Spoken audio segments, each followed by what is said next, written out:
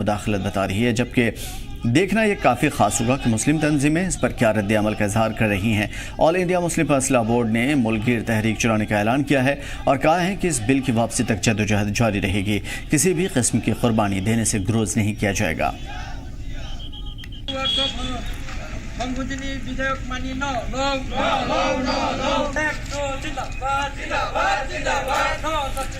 तो फिलहाल अब ये कानून पास हो चुका है। वक्फ तरमीम बिल में जो चीज़ें संशोधन किया जाना था वो हो चुका है मुकम्मल, लेकिन अब सवाल ये है कि क्या सुप्रीम कोर्ट का रुख किया जाएगा और जिस तरीके से मुस्लिम तंजीमें या अपोजिशन एहतजाज आंदोलन की धमकियां दे रही हैं, इसका आउटपुट क्या निकल करके सामने आएगा। वैसे मुल्क के हालात पे अगर नज़र डाली जाए तो जैसे ही ये बिल पास हुआ था उसके बाद दूसरे दिन जुमा के दिन हमने देखा कि पूरे मुल्क में सेंसिटिव एरियाज जो करार दिए जाते हैं एडमिनिस्ट्रेशन की जानिब से, वहां पे भारी सिक्योरिटी फोर्सेस तैनात कर दी गई थी और अभी भी बरकरार है।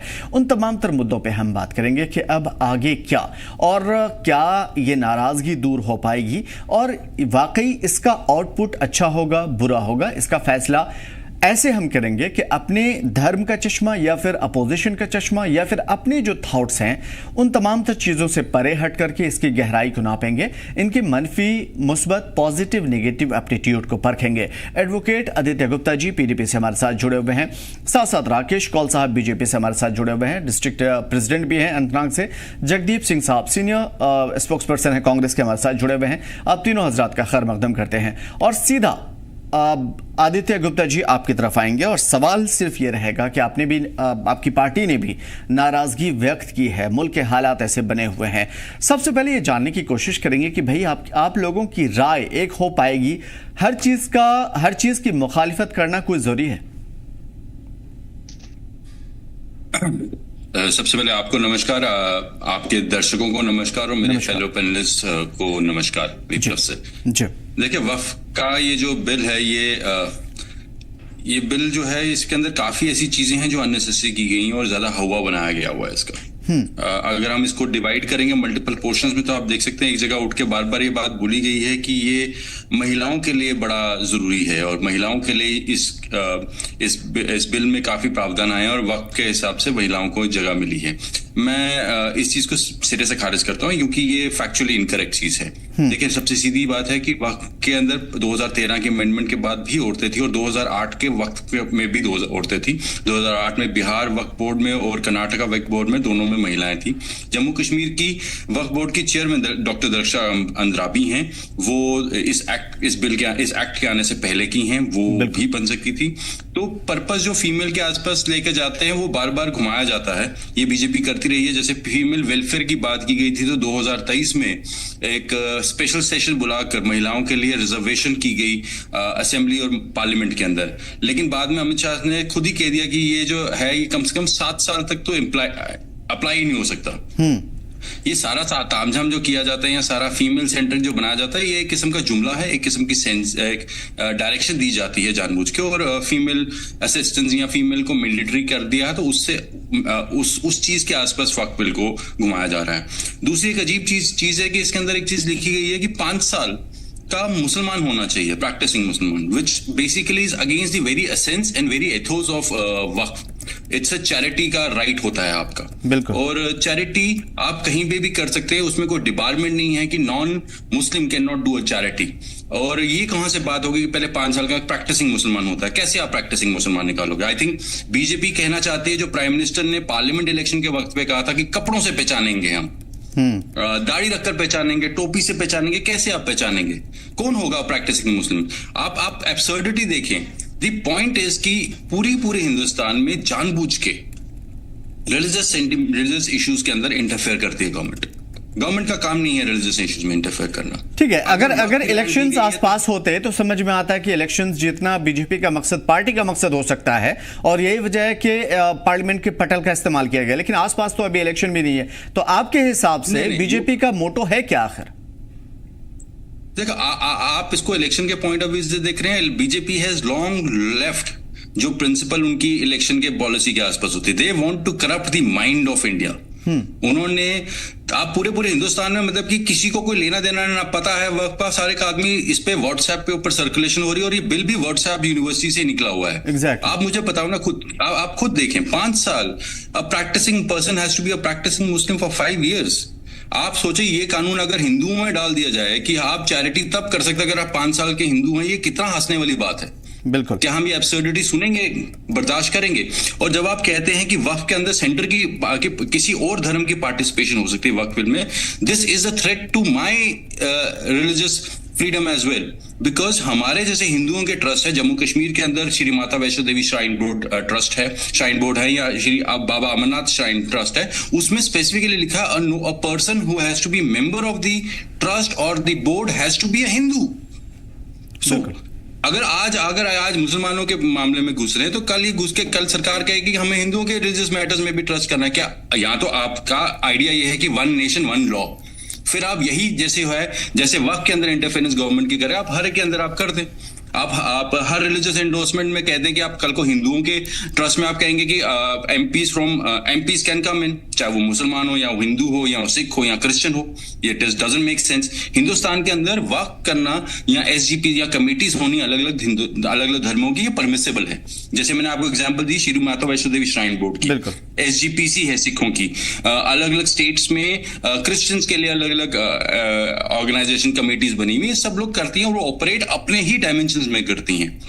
एक जानबूझ के बार बार एक नैरो डाउन या शैलो डाउन किया जा रहा है मुसलमानों को। और मैं आपसे एक बात सिर्फ पूछा, ये बार बार कहा जाता है कि मुसलमानों के वेलफेयर के लिए किया जा रहा है। आप मुझे बताओ, अगर मुसलमानों के वेलफेयर के लिए आप कहते हो वक्फ एक्ट लाते हैं, तो जब आपने वैसे कानून लाए जैसे बुलडोजर का कानून है, या फॉर दैट मैटर जब आपने अभी खुद बोला शुरू में कि जिस दिन एक्ट पास हुआ उसके बाद main universities, Jamia universities, AMU या मुस्लिम नेबरहुड्स में आपने सिक्योरिटी टाइटन की। क्यों? आपके पास, बीजेपी के पास 303 एमपीज में, आप इतने मेंबर पार्लियामेंट होते हुए भी एक मुस्लिम मेंबर पार्लियामेंट नहीं था जो वक्फ एक्ट को लोकसभा में। वजह ये थी कि आप लोग भड़का रहे थे पब्लिक को, इसी वजह से सिक्योरिटी टाइट करनी पड़ी। माय पॉइंट इज कि जो बिल प्रोड्यूस करना था लोकसभा के अंदर, क्या एक भी मुस्लिम एमपी था बीजेपी के पास जो इसको प्रोड्यूस कर सकता था? क्या एक भी फीमेल मुस्लिम एमपी थी जो इसको कहती कि नहीं जी ये हमारे, this is for our welfare? ठीक है, कोई नहीं था। कौल साहब, ये साफ तौर पे हाँ, पीडीपी से जिस तरीके से बातें आ रही हैं, एडवोकेट आदित्य जी कह रहे हैं, ये यकीनन एक जरूर चीजें समझ में आ रही है कि साफ तौर पे थोपना है, बस कहना है आपका जरूर कि हम मेक इन इंडिया बना रहे हैं, उसके साथ साथ सबका विकास है, लेकिन ये चीजें नजर नहीं आ रही है ऑन ग्राउंड पे। आइडियोलॉजी साफ तौर पे थोपी जा रही है पूरे मुल्क पर। कौल साहब, धन्यवाद आपका, और मेरे जो पैनलिस्ट बैठे उनको भी नमस्कार, और आज रामनवमी का भी सबको देशवासी को मुबारकबाद। हमने तो थोपा कुछ भी नहीं कि हमारी पार्टी थोपती नहीं। आप भाई साहब को कह दीजिए, जो कमेटी बनी है, आपने कल भी वीडियो देखा होगा व्हाट्सएप पर, फेसबुक पर, जहां वो हंस रहे थे, वो उसी साहब भी बैठे थे। हर एक मेंबर जो था, अपोजिशन का भी, भाजपा का भी, सारे तो वहां पर ये तय हो चुका था। इसीलिए कुछ लोगों ने जो व्हाट्सएप पे डाला है, उनकी हंसी वहां पर, जो उसी साहब कहते, ये एक देखो, इनको यही काम करना पड़ता है, क्योंकि हमें पता है कि बिल कैसे, जो 20 करोड़ या कुछ लोग पहले इससे हमारे कश्मीर में वक्फ बोर्ड का जो मिल रहा था पैसा, आज 40 के ऊपर पहुंच के, जब हमारी बहना और हमारी जो चेयरमैन डॉक्टर रवि जी ने जब से टेक ओवर किया है, सच्चाई आप छुपा नहीं सकते हैं, तो आप झूठ का सहारा हर वक्त ले रहे हो। गरीबों के लिए जो प्रॉपर्टी हड़प की इन्होंने अपनों लिए, वक्फा वालों ने, जो कुछ लोग इसके पीछे जो अभी भी जो डरने चल रहे, हमें पता है पॉलिटिकली मोटिवेटेड है वहां पर, तो ये रहते। हाँ, करना मैं तो कोई भी कर सकता है, डेमोक्रेटिक राइट है उनको बात। मगर जब आप उस कमेटी में बैठे थे, अपोजिशन के लोग बैठे थे, सारे कमेटी बनी थी, उसके बाद डिस्कशन हुआ, भरपूर डिस्कशन हुआ, 12 बजे 1 बजे रात तक हुआ है। तो जो मेरे भाई साहब कह रहे हैं, तो वहां पर ये बातें भी हुई, तो वहां पर अपोजिशन के लोगों ने क्यों नहीं कहा? देखिए, बाद में जब कमेटी का रिपोर्ट जब आगे रखा, ये तो अमित शाह जी ने अपना रिपोर्ट तो नहीं रखा, भाजपा ने अपना रिपोर्ट तो नहीं रखा, जो कमेटी फ्रेम की गई थे विद इन पार्लियामेंट में, वहां से जो लोग गए थे, जो हमारे भी सदस्य थे, भाजपा की थे, अपोजिशन के, उन्होंने वहां फ्रेम किया। ठीक है, मैं एक ही चीज समझना चाहूंगा आपसे। आपने कहा कि वहां पे इन लोगों ने बात क्यों नहीं रखी। जहां तक मैं समझ पा रहा हूं कि उन्होंने एक एक पॉइंट रखा, कैसे आर्टिकल 26 का उल्लंघन किया जा रहा है, कैसे बेसिक राइट्स को खत्म किए जा रहे हैं, कैसे टारगेट किया जा रहा है और कैसे हमारे आईन पे, हमारे कानून पे यह हमला है। तो सभी एमपी का, जहां तक मैं सुन पाया, उन सभी ने एक एक पॉइंट को रखा। सवाल यह है कि कितना सुना गया। ना तो जेपीसी में भी लोगों की बात सुनी गई, सारे के सारे पॉइंट खारिज कर दिए गए, निकाल दिए गए, और ना ही पार्लियामेंट में जितने भी पॉइंट रखे गए उसमें एक को भी शामिल किया गया। सब के सब रिजेक्ट हो गए। क्यों रिजेक्ट हुए? रिजेक्शन का तो हमने तो भरपूर, या तो रिजेक्शन ना तो मेरे ख्याल से आपने भी सुना नहीं होगा, तो या तो मेरे ख्याल से मेरे भाई साहब ने नहीं सुना होगा। जो पॉइंट पर हमारे अमित शाह जी ने, हमारे गृह मंत्री जी ने बता दिया, जैसे 370 पर जब बहस हुई थी तब भी हर एक इतने घंटे लगे, हमने सबको सेटिस्फाई किया और हमने रीजन दिया उस टाइम कि क्यों रिजेक्ट हुआ। रिजेक्शन ही कि मैं कहना चाहता हूं भाई साहब से, आप मुझे बताइए इसमें आज तक वक्फ बोर्ड में इतने साल हो चुके हैं, क्या कोई अस्पताल बना था? ये तो हमारे मुस्लिम कम्युनिटी के लोग सवाल कर रहे हैं। आप सिक्के का दोनों पहलू देख लीजिए, आप इंटरव्यू देख लीजिए कितने चलनों पर चला है। कोई यूनिवर्सिटी बनी, कहां पर एक हॉस्पिटल बना, कहां पर अभी तनख्वाह बढ़ाया था जो हमने भी बढ़ा दी हमारे जम्मू कश्मीर में। आप सच को, तथ्यों को आगे रखिए ना। आप मुझे बताइए कौन सी डेवलपमेंट वक्त बोर्ड ने की है। देखो आज माता वैष्णो जी का हमारे भाई साहब ने कहते हैं, तो माता वैष्णो जी को सब कुछ यूनिवर्सिटी भी चल रही है, बाकी मैं उस पर टिप्पणी नहीं करने का। मुझे बता आउटकम क्या आप लोगों का था वक्फ बोर्ड में? खाली अपनी प्रॉपर्टी, वक्फ बोर्ड की प्रॉपर्टी को हड़प करने के लिए जो हम कुछ लोग इस वक्त छाती को चल रहे हैं।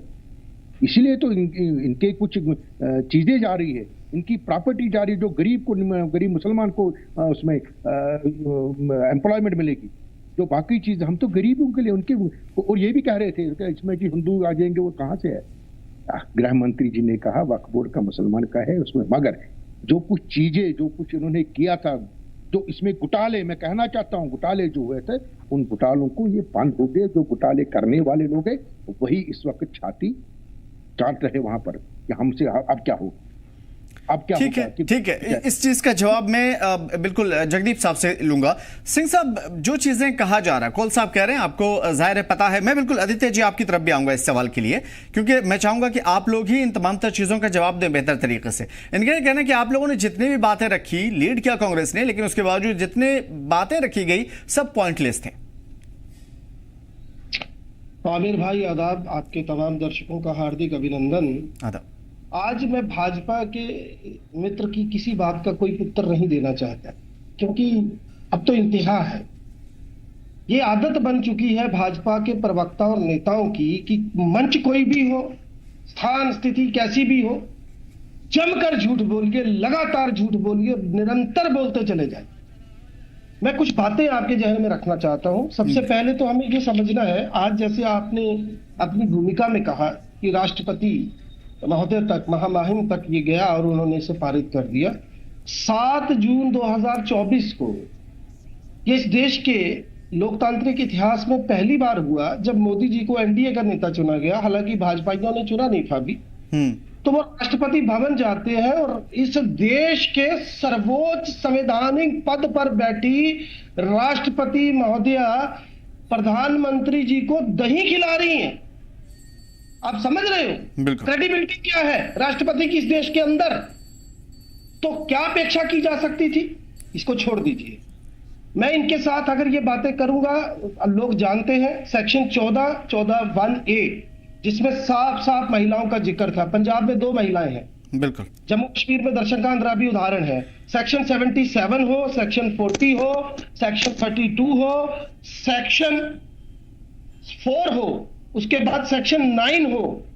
एक लंबी फेहरिस्त है जनाब। इतने झूठ बोले हैं, महिलाओं के नाम पर झूठ बोला, प्रबंधन के नाम पर झूठ बोला, और अब स्थिति ये है, ये भाई साहब बोल रहे हैं बताइए क्या वक्फ ने किया है, तो मैं जरा बता दूं इनको इंस्टीट्यूशन के नाम। Hamdard institute of medical science and research Delhi, prince Aliya Khan hospital Mumbai, Osmania general hospital Hyderabad, Jamia Millia Islamia school Delhi, Al Ameen educational institution Karnataka, Madrasa Azam Chennai. ये मैंने मोटे मोटे नाम गिनाए आपको। भाई साहब, आप मुझे एक बात बताएं, ये छोड़ दीजिए, ये बिल इन्होंने पारित करवा लिया क्योंकि जब सत्ता के मद में चूर होकर भारतीय जनता पार्टी ये तय कर चुकी है कि इस देश की मिट्टी में मुसलमानों का लहू नहीं है, जब वो तय कर चुकी है कि इनको नमाज नहीं पढ़ने दी जाएगी, जब वो तय कर चुकी है कि इनको ईद की छुट्टी नहीं दी जाएगी, जब ये पहले से इस देश के सर्वोच्च संवैधानिक पद पर बैठा व्यक्ति माननीय प्रधानमंत्री ये कह चुके हो कि ये घुसपैठिए हैं, कपड़ों से पहचाने जाते हैं।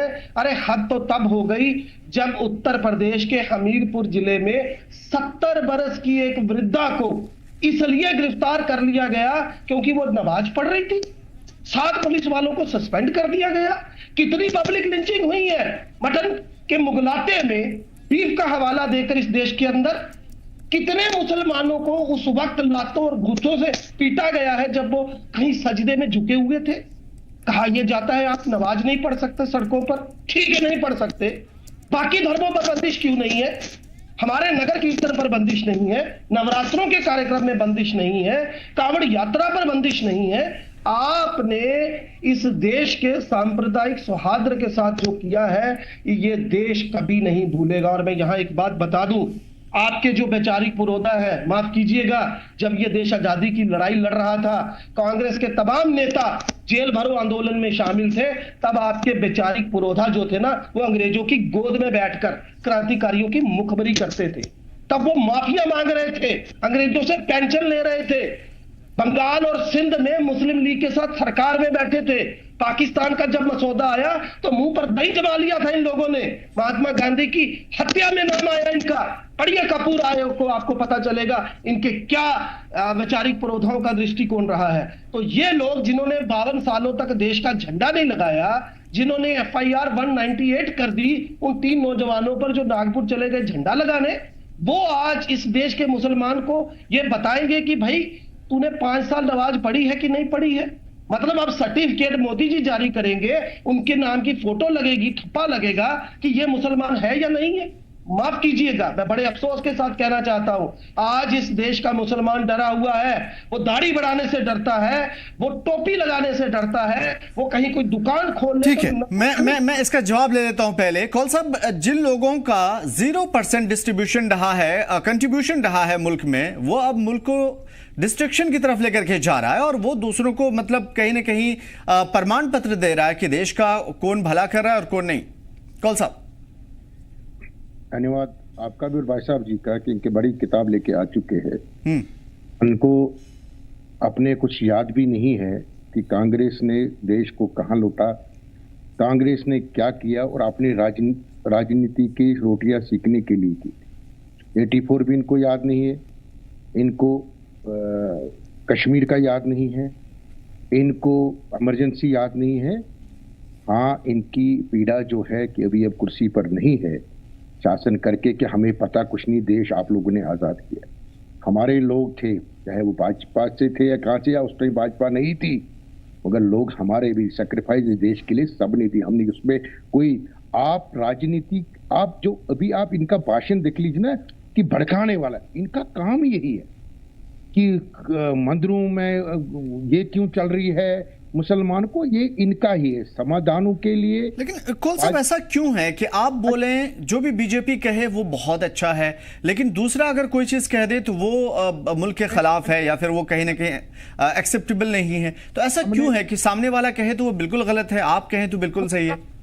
हमने नहीं कहा गलत, हमने गलत का कभी साथ नहीं दिया, हमने करके देखा, इसलिए हम ठोक के बोलते। ठीक है, उन्होंने अभी आदित्य जी ने 2 पॉइंट उठाए थे कि जो मुस्लिम चैरिटी नहीं कर सकता वो हेड लीड कर सकता है, और जिस तरह के कानून आप लाए उसमें पहले से ही प्रावधान थे, आपने जवाब नहीं दिया उस चीज का। ऐसा मेरी बात सुने, प्रावधान नहीं, प्रावधान तो सारे थे, इनको पता नहीं है। इन्होंने जो भी गिने हैं ना वक्फा का, वो हो गया, आप उनकी इन्वेस्टिगेशन किए, वो किनके है, वो नाम खाली रखा है।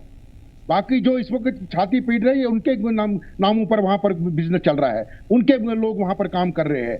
गरीब का कोई काम नहीं कर रहा उनसे इंस्टीट्यूशन में। ठीक है, उन्होंने सवाल उठाया कि कैसे पता चलेगा कि कौन प्रैक्टिसिंग है, कैसे आपने तय कर दिया? आप ख्वातीन लेडीज की बात करते हैं, ऑलरेडी रही हैं, मध्य प्रदेश हो या फिर इवन जम्मू कश्मीर की उन्होंने मिसाल दी। उसके अलावा जो जो पॉइंट आपने उठाए उसमें कहीं ना कहीं उन्होंने सवाल किया आपसे पलट करके, कम से कम उसका जवाब दीजिए। अगर हमने औरतों के साथ गलत किया, इन्होंने इनको बोले टीवी खोल लीजिए, आप देख लीजिए जिंदाबाद कैसे हो रहा है लेडीज की तरफ से, हमारी मुस्लिम महिलाओं की तरफ से कि अच्छा कानून आया है, ये आप नहीं दिखा सकते हो। सर उसके ठीक है कौल साहब, मैं नहीं दिखाऊंगा, मैं बीच में नहीं आना चाह रहा था, लेकिन मैं आपसे जरूर पूछूंगा उन सभी लेडीज का जिसको आपने फ्रंट में लाया था, उन सभी का इंटरव्यू बाद में भी हुआ है जो शायद आप तक नहीं पहुंचा होगा, जरूर देखिएगा। उन्होंने कहा कि भाई हमें कहीं और से लाया गया था पैसे पर, कई एक लेडीज का है जिनको आपने फ्रंट लाइन पे लाया था, सभी ने कहा कि हमें लाया गया था, हमें बस पैसे दिए गए थे और हमें कहा गया था ऐसे ऐसे बोलना है और हमारे पास एक स्टैंडी दे दी गई थी और हमें ऐसे ऐसे करना था, दैट्स इट। मतलब ये उनका जॉब था जो उन्होंने किया। इसका मतलब ये नहीं है कि देश जो कि 99% मुखालिफत कर रहा है हम 1% से तुलना करें। नहीं 99% मुखालफत तो नहीं है। आप पता नहीं आपने कहां से परसेंटेज लाई है। देश इतना है, बहुत लोग हैं हमारी कम्युनिटी, मुस्लिम कम्युनिटी के बहुत लोग हैं जो भाजपा को इस वक्त को वोट दिया। मुस्लिम कम्युनिटी ने वोट की बात नहीं हो रही, वक्फ बिल की बात हो रही है। वोट की बात हम ठीक है वो पार्टी को मिल रहा है, सवाल यह है कि हम अगर उस सोच से नहीं। आदित्य जी का सवाल मैं दोहरा लेता हूं, उनका कहना है कि व्हाट्सएप यूनिवर्सिटी से बाहर क्यों नहीं निकल पा रही है बीजेपी, वो उसी के अंदर खुश है, वही समझ रही है कि वही हकीकत है, वही दुनिया है। ये इनका सोच है। देखो इनके सोच से मैं कुछ नहीं कह सकता हूं। हम एक ही बात पर पॉइंट पर हम कभी भी उसके पीछे नहीं हटेंगे। हमने जो बात की, हमारे प्रधानमंत्री ने 2014 से जो लोगों को इस देश को दिया है, हम प्रैक्टिकल काम करते, प्रैक्टिकल चीजें। हमें वक्फा आप देख लीजिए, अभी आप सवाल करते रहे, आप देख लीजिए और आगे देख लीजिए। अभी अपने कश्मीर की बात देखी आप, हमारी चेयरपर्सन दक्षिण जी आई थी, आप देखो कितनी डेवलपमेंट हुई है। आज खुश है यहाँ पर सारे लोग, कश्मीर के लोग। ठीक है, तो इस हवाले से कौल साहब, चूंकि हम आपके पास ज्यादा इस वजह से रुक रहे हैं कि हाँ बिल्कुल, मैं आदित्य जी आपकी तरफ आऊंगा। सिर्फ एक सवाल मैं और कर लूं कौल साहब से। कौल साहब, आपने कहा कि PM Modi, home minister Amit Shah ने जो कुछ कहा वो पूरा किया, हमें नजर नहीं आता। वो आपके स्टेट को उन्होंने कहा कि हम जो है स्टेटहुड देंगे, वापस छीन भी लिया, नहीं दिया कभी भी। लद्दाख से भी ऐसे वादे हुए, उसके अलावा ऐसे हजारों मिसालें सर जो गिनाया जा सकता है। वो वादे कभी भी पूरे नहीं हुए, सिर्फ जुबानी वादे रहे और आज भी अवाम इस बात के लिए नाराज है। दूसरी चीज, डॉक्टर दरख्शान अंद्राबी की आप बात करें कि उन्होंने चीजों को बेहतर की, तो पहले खराब कहां थी? अगर उन्होंने आज सैलरी बढ़ाया, हाँ ये बात जरूर है कि लाल चौक पे या इस तरह की जहां जहां पे वक्फ की जायदादें हैं वहां पे अब किराया ज्यादा वसूल किया जाने लगा है। तो सवाल यह कि 3 साल के करीब हो गया, उसका इस्तेमाल आज तक क्यों नहीं हुआ? सिर्फ अपने लोगों को जो आपने भर रखा है उसमें पूरे अराकीन में, उन्हीं लोगों को पैसे मिल रहे हैं, तो उससे कौम का क्या फायदा हो रहा है? गरीब मुसलमानों का जो टैग लाइन दिया आपने वो तो पूरा नहीं हो रहा है। भाई साहब, मैं आपके चैनल के माध्यम से आज मैं ये डिबेट करना चाहता हूं। मैं आपको इन्विटेशन दे रहा हूं as a president BJP district Anantnag. हमारा यहाँ पर अशमुकाम एक बड़ी जियारत है। मैं उसी अशमुकाम के नीचे एक गांव है बुमजुआ, जनवा है मेरा, वहां पर उससे पहले के फोटोग्राफ भी दिखा दूंगा जब वक्फ का बोर्ड इनका वहीं था, इनके पास था। जो रास्ता नया बनाया गया वहां लकड़ी और जो हमने वहां पर डेकोरेट किया गया आज तक 60 सालों में नहीं हुआ था। आप आइए, मैं आपको दावत दे रहा हूं। चलिए, मैं आदित्य जी से जवाब ले लेता हूं, उसके बाद आपकी तरफ आता हूं। आदित्य जी, एक सेकंड। जी कौल साहब बोलिए। मैं आपकी चैनल से आपके अपने जो हमारे पैनलिस्ट मेरे भाई बैठे, मुझे इनके साथ कोई गिला शिकवा नहीं है। हाँ, डिबेट तो होती रहते, ये भी आए हमारे साथ। मैं जितने भी जियारतें यहाँ पर बैठे हुए आए, आप देखे पहले की हालत और आज की हालत देख लीजिए कितना बढ़िया। इन्हीं दोनों से जवाब लेंगे, बिल्कुल इन्हीं दोनों से आपके सवाल का जवाब लेंगे। आदित्य जी, आपकी बारी। देखिए, बड़ा सीधी बात है, वक्फ बिल एक्ट 2025 बनाए कल, ये कह रहे हैं पिछले 3 साल में तरक्की हुई है। सो दैट मीन्स कि पिछले एक्ट के अंदर भी काम हो सकता था। बिल्कुल, this is what mister Kaul wants to say. पिछली वाली जितने बिल्स हैं वो आप पिछले जितना वो तो पिछले एक्ट के अंदर हुआ ना, तो इसका मतलब there is no need for any modification. वो ये कह रहे हैं कि कुल साहब कह रहे हैं कि हमने इस वजह से लाया ताकि आपकी जो मनमानी चल रही थी उसे रोक सके हम। तो इसका मतलब पिछले वाले एक्ट के अंदर भी मनमानी रोकी जा सकती थी। जब आपने नया बिल लाया तो आपने पर्पस क्या था? मैं आपको पर्पस आपको अनलीश किया है मैंने। आपका पहला पर्पस था कि आप नॉन मुस्लिम्स की एंट्री करोगे into religious affairs of a Muslim. You are trying to irk them, you are trying to participate into the religious things so that people and Jammu Kashmir पूरे हिंदुस्तान के अंदर एक religious friction हो, जिसका मास्टर बीजेपी है। अनंतनाग की अगर आप बात करते दरगाहों की, बहुत बढ़िया है सर, लेकिन वो तो पिछले एक्ट के अंदर से ही हो रही थी ना। आप इंप्लीमेंटेशन की बात करते हैं, implementation is not the courts and not the, यहां तो आपने कहा होता है कि जी पिछले एक्ट के अंदर हमें दिक्कतें थी इसलिए रक्षा का अंदराबी नहीं काम कर पाई। आप कह रहे हैं वो काम करती रही, तो नया बिल लाने से कोई फर्क नहीं पड़ता। उसके अलावा आपने कहा कि जमीनें किसी और के पास थी। सचर कमेटी ने कहा है 47% वक्फ की जमीन इलीगल ऑक्यूपेशन में है गवर्नमेंट के। तो आपने किससे निकलवा रहे हो? बिल्कुल। तीसरी चीज, आप मुझे बताओ कि स्कैम्स, आपने कहा कि स्कैम्स होते थे, तो by adding people of other religions into मुआक, वो कैसे उस स्कैम को कंट्रोल करेगा? और कौल साहब, आप बार बार जो बातें कह रहे हैं, टू बी वेरी ऑनेस्ट, और कोई भी सुन रहा हो सर, वो आपकी पार्टी की तरफ से भी लाइन नहीं आ रही। वो बेसिकली ये दिखा रही है कि there is no argument that you have. आप जस्टिफाई नहीं कर पा रहे। आपने सिर्फ बिकॉज आपके पास मेजोरिटी थी, आपके पास, आपने उस मेजोरिटी को इंप्लाई किया बिकॉज आपका पर्पस वक्फ बिल में मुस्लिम वेलफेयर नहीं है। आपका पर्पस वो उसके अंदर है to create some kind of friction so that आप इंटरफेयर, सरकार इंटरफेयर करेगी रिलीजियस एंटिटीज के अंदर, और उसके फ्रिक्शन आप क्रिएट करोगे हिंदू और मुसलमान के जो, जिसके आप मास्टर हो, और आपने बेसिकली अल्टीमेटली वो फ्रिक्शन क्रिएट करनी है। जो आप प्रवचन दे रहे हैं कि आपने मेरा जवाब नहीं दिया कि 5 साल का प्रैक्टिसिंग मुस्लिम का क्या कॉन्सेप्ट है। आप बीजेपी की तरफ से पेश हुए, member parliament was not able to speak, the minister concern was not able to answer this, कि 5 साल का प्रैक्टिसिंग मुस्लिम क्यों एक बार है ऑफ डोनेटिंग। आप जिसका मन कर, आपको मैं एग्जांपल देता हूं, ये मेंबर पार्लियामेंट ने एग्जांपल दी है। रायसेना हिल में एक मस्जिद है, वो मस्जिद जो है वहां पे क्रिएट की गई हुई है, वो एक वक्फ से है। वो एक हिंदू इंसान ने मुस्लिम पॉपुलेशन को डोनेट की थी और वहां पे मस्जिद बनी। So Muslims can accept a non Muslim gift which is वक्फ, वो उसकी तरफ से चैरिटी एक्सेप्ट कर सकता है। जब मुस्लिम को कोई दिक्कत नहीं है तो सरकार को क्या तकलीफ है? सरकार को, मैंने आपको बताया ना तकलीफ क्या है। सरकार को तकलीफ यह है कि सरकार चाहती है इंटरफेरेंस, ताकि वो थोड़ा बहुत इर्क करते रहे। आप मुझे बताएं, मेंबर पार्लियामेंट 2 भेजेंगे, अब आप बीजेपी का तो मेंबर पार्लियामेंट भेज नहीं सकते वक्त में, क्योंकि आपने बीजेपी का मेंबर पार्लियामेंट मुस्लिम होना ही नहीं है कोई। आपने जब टिकट ही नहीं देनी तो जीतेगा कैसे कोई? तो अब क्या अमित शाह बैठेगा वक्त की मीटिंग के बीच में? या फॉर दैट मैटर आप सोच रहे विदुरी को बिठाएंगे आप? अब विदुरी को भी छोड़ दे, या you want to put Anurag Thakur to sit in, जो कहता था गोली मारो, या prime minister to sit in, जो कहेगा कपड़ों से आइडेंटिफाई। उसके बाद मैं जगदीप साहब की तरफ आऊंगा, लेकिन एक चीज मैं आपसे जरूर समझूंगा कि इन तमाम तर चीजों में, इन तमाम तर पॉइंट में जो आपने कहा, इसमें सरकार का कंट्रोल कैसे? सरकार ने तो अपना फायदा नहीं उठाया। सरकार का फायदा वक्त को नहीं है, वक्त को एक्सप्लॉइट करके है। यू टू अंडरस्टैंड, बीजेपी ये वक्त के अंदर, ये देखो, जब when you put in such clauses practice, आप मुझे बताओ, सरकार ने जवाब दिया पार्लियामेंट डिबेट्स में कहीं पे भी कि 5 साल का क्लॉज क्यों डाला गया है? जब क्लॉज ही नहीं, क्लॉज का कोई पर्पस नहीं है। आपने ये नहीं बताया। ये चारों पॉइंट अपनी जगह दुरुस्त है। सवाल यह है कि अभी इस चीज को प्रूव करने के लिए कोई भी ऐसा एविडेंस तो नहीं है। अनरियलिस्टिक है मेरे ख्याल से, सारी चीजें अनरियलिस्टिक नहीं है, it is unconstitutional, it is not unrealistic. देखो, कानून जब बनता है वो कॉन्स्टिट्यूशन की भाव पे देखा जाता है, इट इज अनकॉन्स्टिट्यूशनल। और BJP has mastered this. Be electoral bonds 2016 में आया था ना, 2024 में स्क्वॉश हुआ ना, उसको बीजेपी 8 साल कहती रही ना कि it is a constitutional law, लेकिन सेट असाइड हुआ ना, अनकॉन्स्टिट्यूशनल डिक्लेयर किया गया। बिल्कुल, आता हूं कौल साहब आपकी तरफ, पहले आदित्य जी की पूरी बात हुई। बुलडोजर को क्वॉश किया गया, सेक्शन 66A आईटी एक्ट की अमेंडमेंट सुप्रीम कोर्ट ने क्वॉश की। 2021 में भी सुप्रीम कोर्ट ने कहा ये फिर भी इस्तेमाल करते हैं। BJP uses it to show their might.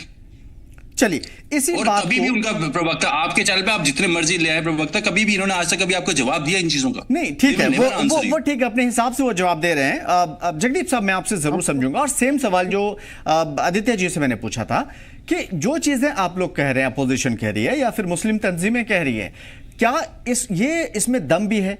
क्योंकि इस वजह से बेसलेस कर रहा हूं, क्योंकि ये सारी चीजें अभी सोची समझी है कि हाँ ऐसा मुमकिन है कि ऐसा होगा, हुआ तो नहीं है। अगर कुछ ऐसा है तो बताइए। देखिए आमिर भाई, मैं इसी बात को थोड़ा सा आगे ले जाऊंगा। जहां तक सवाल है इलेक्टोरल बॉन्ड का, उसे असंवैधानिक बताया गया चीफ जस्टिस के द्वारा, हालांकि सजा किसी को नहीं मिली। थोड़ा पीछे चलिए, सीएए में भी यही स्थिति रही। आधार कार्ड को जब और पावरफुल बनाकर सरकारी हस्तक्षेप की बात आई, तब भी उस वक्त की सुप्रीम कोर्ट ने इसे किनारे कर दिया। किसानों के काले कानूनों पर आ जाओ, मोदी जी ने जब चुनाव देखे पास, तो माफी भी एक तरह से अपने अहम को आगे रखते हुए मांगी लोग, देश के लोगों से और किसानों से। तो मुख्तर बात करें तो ऐसी एक लंबी फेहरिस्त है उन कानूनों की जो भाजपा ने अपने जो फिगर है इनके पास, जिस पर भी संशय है, एडीआर कोर्ट में है, उसके दम पर इन्होंने जो कानून बनाकर इस देश पर थोपे, वो कई मर्तबा इस देश की सर्वोच्च अदालत ने असंवैधानिक बता दिए। लेकिन मैं एक चीज चाहूंगा आमिर भाई, मैं आपसे सिर्फ 3 या 4 मिनट चाहूंगा। बिल्कुल बोलिए। पार्टी पर सवाल खड़ा किया है, इन्होंने बात की इमरजेंसी की। मैं मुख्तसर कहना चाहता हूं, निश्चित तौर पर कांग्रेस ने अपनी गलती को माना। इस देश के कांग्रेस परिवार के कई बड़े नेताओं ने, जिसमें गांधी परिवार शामिल है, इस देश से कई मर्तबा माफी मांगी। लेकिन ये कोई नहीं बताएगा तब जेपी ने किस तरीके से ये कहा था देश की पुलिस और आर्मी को कि आप बगावत कर दो। ये कोई नहीं बताएगा कि मंच ऊंचा करने और यशपाल कपूर के 2 दिन पहले इस्तीफा देने पर आप एक देश के चुने हुए प्रधानमंत्री को 6 साल के लिए बाधित करवा देते हैं। अब मैं इनको बताना चाहता हूं कि इनकी हकीकत क्या है, जरा गौर से सुनिएगा भाई साहब। आडवाणी साहब ने किताब लिखी माई कंट्री माई लाइफ। जनाबे हाजरीन, उसमें एक फोटो लगाई है, जब 1984 की ये बात कर रहे थे ना, मैं इनको बता दूं, वाजपेयी साहब और आडवाणी साहब दोनों अमृतसर जाते हैं और एक पोस्टर लेकर इंदिरा सरकार से मांग करते हैं कि यहां पर फौज भेजी जाए। और थोड़ा पीछे चले जाइए, मैं आपको बताना चाहता हूं, उनके सबसे बड़े नेता वाजपेयी साहब है, हमारे मन में भी उनके लिए बड़ा सम्मान है। लेकिन 1942 में अपने भाई प्रेम के साथ उस वक्त के क्रांतिकारी के खिलाफ इन्होंने टेस्टबनी दी मजिस्ट्रेट को, उनके खिलाफ मुखबरी की। जनाबे हाजरीन, राजकुमारी कौन कौन है बताना पड़ेगा। बलराज मधोक जो आरएसएस के कमान संभाल चुके हैं, बलराज मधोक ने अपनी किताब जिंदगी का सफर में सीधा आरोप लगाया वाजपेयी साहब पर कि मदन मोहन मालवीय की हत्या इन्होंने करवाई। क्या आप यकीन करेंगे? इतने बड़े नेता। एक चीज समझ में नहीं आ रहा है कि आप लोग अगर कोई चीज करें तो वो कॉन्स्टिट्यूशन के जद में आती है, उसके अंडर में आती है, और यही चीजें बीजेपी सरकार करे तो अनकॉन्स्टिट्यूशन कैसे हो सकता है? मैं वही बता रहा हूं ना भाई साहब, मैंने पहले आपको इतना ग्राउंड बताया कि इनके नेताओं की, सावरकर साहब की बात करते हैं, 5 बार माफी मांगी। तो मैं बताना चाहता हूं कि ये उस वक्त देश के साथ नहीं थे, अंग्रेजों के साथ खड़े थे। अब आ जाते हैं इस कानून पर। देखिए, मैं फिर से बताना चाहता हूं, दरअसल मामला सारा अब्दुल की चूड़ी टाइट करने का है। आपको मैं बता दूं, जो इन्होंने अमेंडमेंट्स की है उनमें देखिए इनकी मंशा कैसे साफ होती है। आप पहले 2 डिप्टी कलेक्टर्स जो है, आपने कहा कि वो कंसर्न जिले में देखेगा, प्रॉपर्टी को फाइनलाइज करेगा।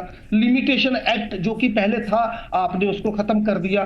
2 गैर मुस्लिम जो है वो आप लेकर आएंगे। जब इस पर हो हल्ला हुआ तो आपने कहा कि हम ये 2 रखेंगे, लेकिन सेंट्रल काउंसिल में रखेंगे। फिर आपने 5 साल की प्रैक्टिस की बात कर दी। अरे भाई, एक बात समझनी होगी कि वक्फ की प्रॉपर्टी सरकारी जमीन नहीं है, वो जमीनें हैं जो मुस्लिम लोगों ने, मुस्लिम नवाबों या राजाओं ने इस कम्युनिटी को दान की। अब दिक्कत क्या है कि जो 100 साल 200 साल या 500 साल पुरानी प्रॉपर्टी है, हर किसी का हर दस्तावेज नहीं उपलब्ध है। अब सरकार ये चाहती है कि इस कानून के संशोधन की आड़ में उन प्रॉपर्टीज को कब्जाया जा सके, और पहले ही लाखों एकड़ जमीन सरकार के नाजायज कब्जे में है। और मैं एक चीज पूछना चाहता हूं, अंबानी साहब मोदी जी के परम मित्र हैं, उनका खुद का घर वक्फ की जमीन पर है। क्या ये जो अमेंडमेंट्स लाई गई है उस घर को सिक्योर करने के लिए लाई गई थी? और क्यों आपने मुस्लिम समाज को, उनके जो नुमाइंदे थे, उनको क्यों नहीं लिया? और जिस पार्टी के अंदर आमिर भाई लोकसभा में, विधानसभा में, विधान परिषदों में एक भी अल्पसंख्यक या मुस्लिम समाज का नेता नहीं है, वो मुसलमानों की भलाई की बात करती है। सच्चाई ये है कि आज इस देश का मुस्लिम डरा हुआ है, और मैं समझता हूं कि ये संविधान पर सीधा प्रहार है। हम सुप्रीम कोर्ट जा चुके हैं, और मैं दावे के साथ आपको बता दूं, संविधान की अनुच्छेद 25 और 26 का सीधा उल्लंघन करने वाले इस कानून को सुप्रीम कोर्ट खारिज करके रहेगा।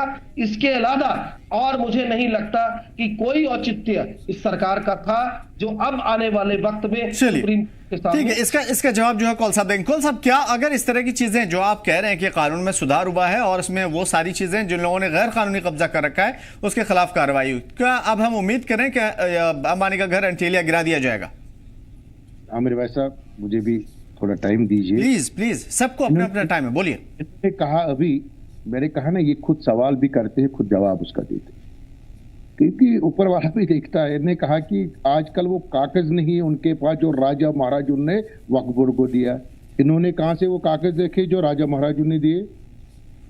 सर वो फैक्ट है, 1857 की जब जंग हुई थी, मैं आपको इन शॉर्ट बता दूं, 1857 की जंग में जिन लोगों को खदेड़ दिया गया था, दूसरे मुल्क चले गए थे, वापसी में उनकी जो आल औलाद थी, जब हमारा मुल्क नॉर्मलाइज हुआ उस टाइम पे, तो उन लोगों की जमीन उन्हीं अंग्रेजों ने दी थी। वो फैक्ट है सर, वो तारीख का हिस्सा आपको बेहतर तरीके से मालूम है। नुजुल की जमीन कहलाती थी, आप बेहतर तरीके से जानते हैं वो। आप मुझे बोलने दीजिए अभी भाई साहब, आपके पास पूरा टाइम है, बोलिए।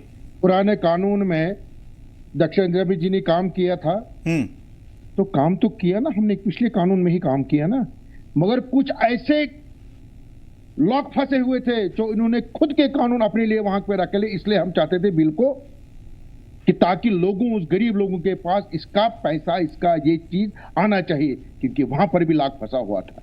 जब हम लोगों ने आपके उसी बिल पर, जो पिछली बिल थी, इतने काम किए थे, आज तक आप लोगों ने ऐसा क्यों नहीं किया? जब पुरानी दरगाह पूरे कश्मीर में, मैंने कहा ना, ये सवाल है, ये खाली बातें करके और कम्युनलिज्म फैलाने के लिए इनके पास। लेकिन उनका कहना है सर कि आपने जो माहौल बनाया है, बीजेपी सरकार चाहती है कि किसानों की तरह लोग मरें, कटें, और सरकार नाजायज तरीके से आम लोगों को, आम मुसलमानों को इसी तरीके से बर्बाद करे, और फाइनली इसका आउटपुट उन्हें भी नहीं पता, यानी सरकार भी नहीं जानती।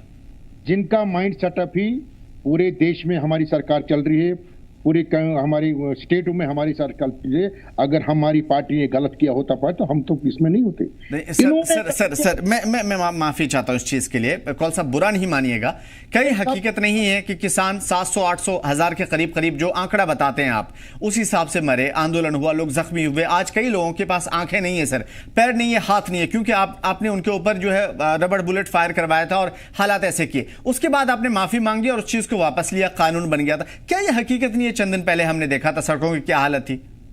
देखिए, हमने जो वो बिल भी उस वक्त पास हुई थी, चाहे हमने वापस भी ली, मगर जो बिल थी वो किसानों के हक में थी।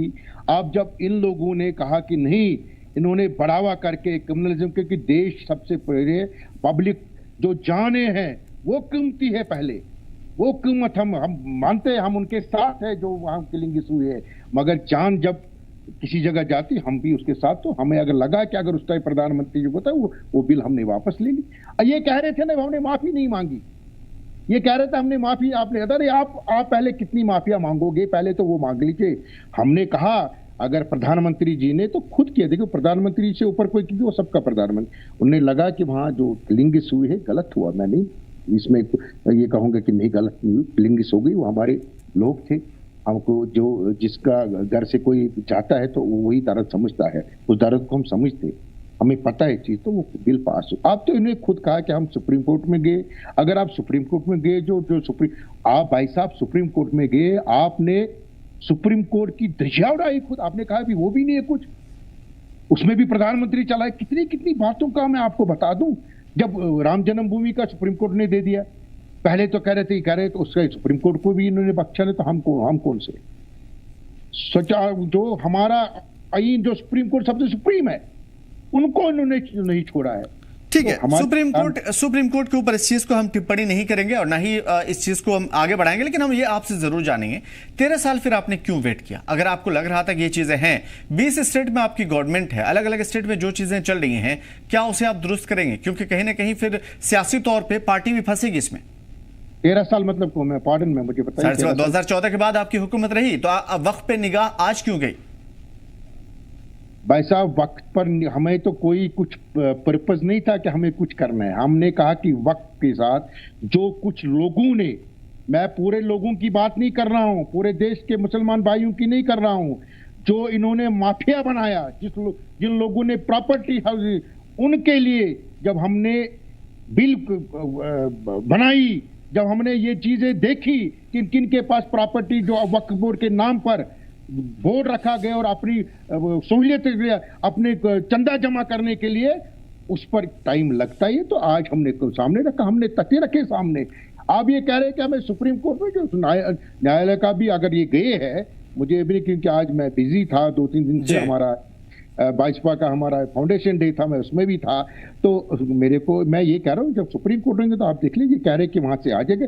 इन्होंने मेरे ख्याल से वो भी जजमेंट लाई होगी, कहां से लाई है तो वो देखेंगे, सुप्रीम कोर्ट सबसे ऊपर है, जो फैसला होगा तो आप ये गए। ठीक है, तो आप सिर्फ इस बात का जवाब दे दीजिए, उसके बाद मैं आदित्य जी की तरफ आऊंगा कि आपकी 20 स्टेट में आसपास आपकी हुकूमत है, मान लीजिए इस चीज को अगर अलग अलग स्टेट की सरकार ने नाजायज तौर पे गलत इस्तेमाल किया है, किसी को अपने पावर का इस्तेमाल करके वक्फ की जायदाद दी है, सरकार से वो सारी चीजें छीनी जाएंगी और सरकार ने जिस पे गलत तौर पे दावा करके कोर्ट तक पहुंचा रखा मामला और खींच रहा है, क्या वो सारी चीजें खत्म होंगी? देखिए ना, जब कोर्ट में, जब सुप्रीम कोर्ट के साथ ये कह रहे, जो तथ्य बता रहे हैं, मैं तो उस पर टिप्पणी करूं। सुप्रीम कोर्ट का रट्टा मारे हैं आप। मुझे सिर्फ इसी बात का जवाब दीजिए ना, क्या आपकी सरकार में जो धांधलियां हुई हैं, क्या उस चीज को खत्म करेगी? वक्फ को आप दुरुस्त करना चाह रहे हैं तो कौन सी धांधली? आप मुझे, मैंने कहा ना, हम बहुत सारी है सर, एक दो नहीं है, बहुत सारी है। आपके कहने से तो नहीं होगा ना, कि बहुत सारे, अगर आपके पास तथ्य जिसके पास भी है, आज लाइए, डिबेट करेंगे, हम बैठे, सवालों का जवाब देने के लिए हमारी पूरी टीम बैठा, हमारा पूरी भाजपा की सरकार बैठी हुई है, तथ्य से बात हो। बीजेपी सर मानती तो नहीं है सर, मैं सबसे बड़ा मसला ये। खैर ठीक है, मैं अपनी तरफ से वो चीजें नहीं बोलूंगा, लेकिन हाँ इतना जरूर है कि अलग अलग इसमें अलग अलग, ठीक है कौन सा आप पूरी कॉन्फिडेंस के लेके चल रहे हैं कि आप एक जर्नलिज्म में। नहीं बिल्कुल भी नहीं, मैं कॉन्फिडेंट नहीं सर कौन सा, माफी चाहता हूं इस चीज के लिए। मेरा मसला क्या है, मैं आपसे इस वजह से पूछ रहा हूं इतने कॉन्फिडेंस के साथ कि अवाम बेचैन है, हितैषी है अवाम, और अवाम नाराज है इस बात से, और अवाम चाहती है कि आप इस चीज का जवाब दें। लेकिन अगर मैं आपसे पूछता हूं कि 13 साल तक आप कहां थे, तो आप सुप्रीम कोर्ट जाते हैं। अगर मैं पूछता हूं कि 20 स्टेट में आपकी गवर्नमेंट है और वहां पे कहीं ना कहीं कब्जाया हुआ जमीन है, तो आप उस चीज पे सुप्रीम कोर्ट का हवाला दे रहे हैं। सर सवाल को घुमा क्यों रहे, सिवा कट टू कट जवाब दे दीजिए। आपका सवाल का जवाब मैंने दिया कि अगर आप कह रहे कि आप पूरे कॉन्फिडेंट थे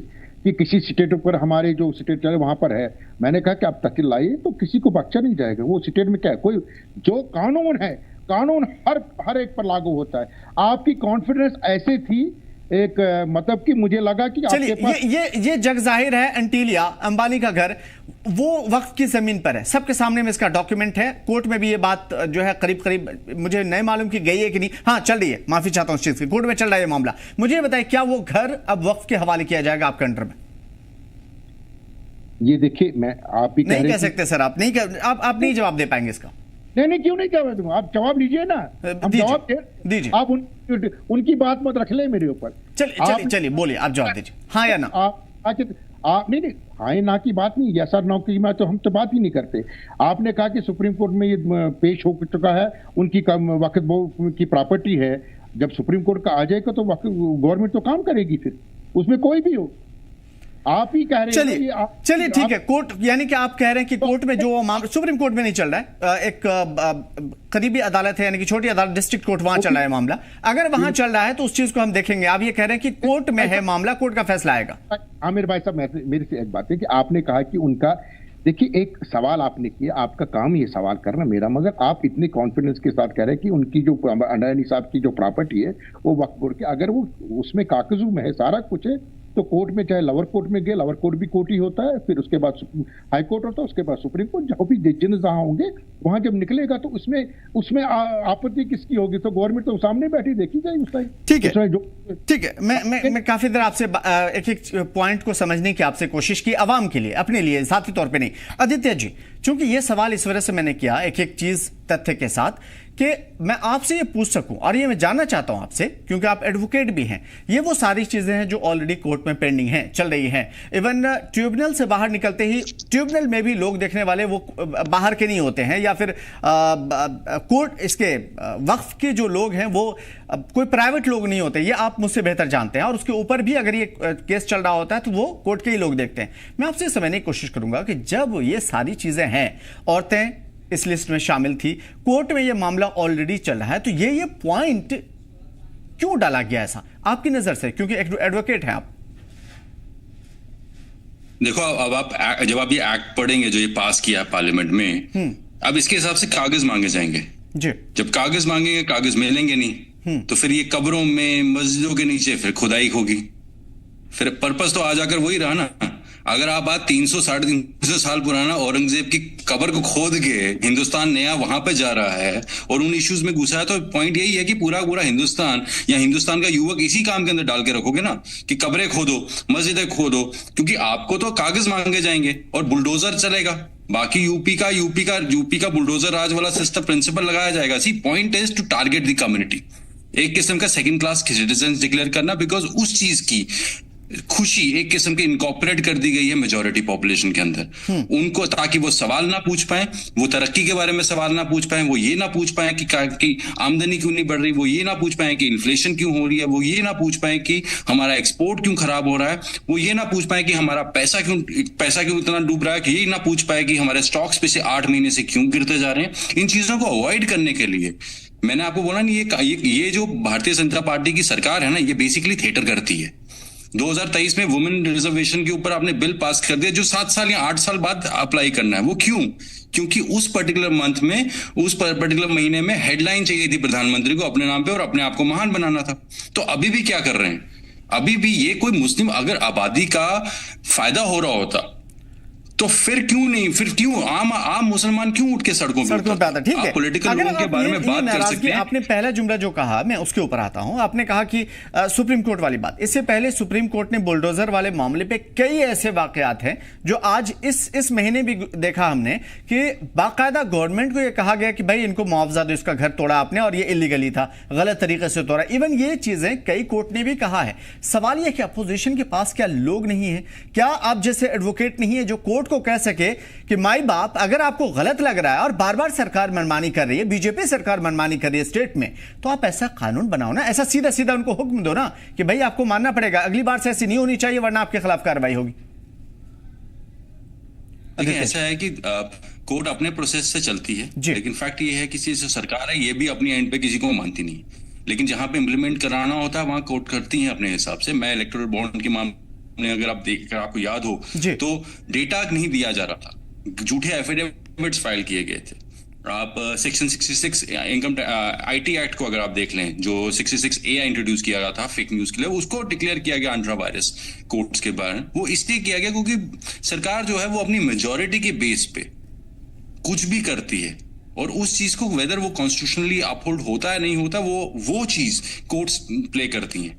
जिस किस्म की पार्टिसिपेशन गवर्नमेंट बार बार क्यों इंटरेस्ट दिखाती है गवर्नमेंट कि हमें कोर्ट में जजेस की अपॉइंटमेंट के अंदर पार्टिसिपेशन चाहिए, क्योंकि वो एक इंस्टीट्यूशन है जिसको वो टोटली करप्ट कर देना चाहते हैं ताकि उन पे सवाल भी ना उठाने वाला कोई बचे। ठीक है जगदीश साहब, मुस्लिम पर्सनल बोर्ड ने कहा है कि जितनी कुर्बानी होगी अब हम देंगे, जहां तक जाना होगा जाएंगे, जो करना होगा करेंगे और अब हम पीछे नहीं हटेंगे। तो सवाल ये है बीजेपी का जी, लेकिन सवाल यह है कि मैं जगदीप साहब इसका जवाब आपसे लूं, क्योंकि कांग्रेस इस वक्त पूरे मुल्क में कहीं ना कहीं अपोजिशन ओवरऑल, इवन उसमें पीडीपी भी आती है, ओवरऑल मैं कह रहा हूं कि अपोजिशन और कितना भड़काएगी, मुल्क का माहौल खराब करेगी, जाने लगी लोगों की, कुर्बानियां देना पड़ा है। लोग आप खुल करके कह रहे हैं कि अब जो कुछ होगा देखा जाएगा, अब हम बड़ा आंदोलन करेंगे, जितनी कुर्बानियां होंगी देंगे। देखिए आमिर भाई, मैंने पहले भी जब बात रखी तो मैंने बताया आपको कि भारतीय जनता पार्टी की जो लोकतांत्रिक हिस्ट्री इनकी पार्टी के तौर पर रही है वो जग विदित है। आज भी एकमात्र एजेंडा भारतीय जनता पार्टी का है, वो सीधा और साफ है कि कैसे भी अल्पसंख्यकों को प्रताड़ित किया जाए। इनके कितने नेता हैं जो ये कह चुके हैं खुले मंचों से कि हमें मुस्लिम्स के वोट ही नहीं चाहिए, बटेंगे तो कटेंगे। मैं ये कह रहा हूं कि ऐसी परिस्थिति में विपक्ष ने केवल और केवल अपनी राजनीतिक नैतिकता की जिम्मेदारी को पूरी ईमानदारी से निभाया। आप इसी से अंदाजा लगाइए कि 44 ऐसी रिकमेंडेशंस थी जो जेपीसी में शामिल विपक्षी नेताओं ने की, उनमें से एक को भी स्वीकार नहीं किया गया। अब चंद्रबाबू नायडू और नीतीश कुमार साहब जो हैं, उनकी तरफ से जो लोग थे उनकी 14 रिकमेंडेशंस पर इन्होंने जरूर बात की। फर्क सिर्फ इतना हुआ कि पहले 2 डिप्टी कलेक्टर्स की बात थी, उसकी जगह पर इन्होंने नॉमिनेटेड आदमी कर दिए। पहले गैर मुस्लिम जो थे वो स्टेट बोर्ड में भी था, फिर उन्होंने सेंट्रल काउंसिल में कर दिया।